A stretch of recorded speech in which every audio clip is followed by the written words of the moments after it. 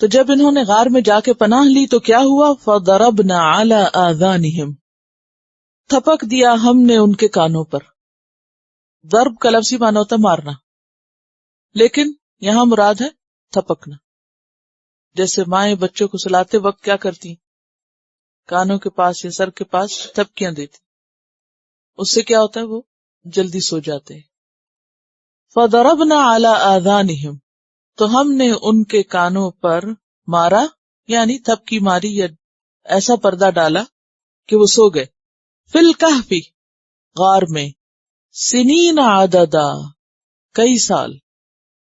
سنین سنت ان کی جمع ہے، اور عددا یعنی معدود، گنے ہوئے، گنتی کے کئی سال، یعنی بہت سے سال وہاں وہ سوئے رہے.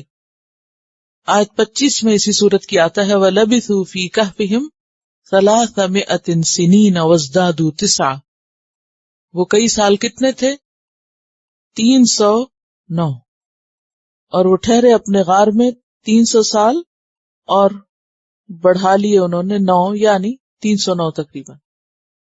اب ایک رات کے بعد بھی انسان سو کے اٹھتا ہے تو اسے بھوک لگی ہوتی ہے، یا زیادہ نہیں سو سکتا، ایک لمٹ ہوتی ہے سونے کی. لیکن اللہ تعالیٰ نے ان کو گہری نیند سلا دیا، ایسی نیند کہ جس میں کسی شور ہنگامے کا اور کسی دنیا کی مصیبت کا کچھ علم نہیں تھا، نہ کوئی آواز آتی تھی. آپ دیکھیے ایک کچی نیند ہوتی ہے نا کہ جس میں آپ آوازیں سنتے رہتے، چاہے آپ ماں نے سمجھے نہ، لیکن آپ کو سب پتا چلتا رہتا ہے، کس نے دروازہ کھولا، کون اندر آیا، کون باہر گیا، کوئی گاڑی گزری باہر سے، کیا ہوا کیا نہیں، وہ سب پتا چلتا رہتا ہے.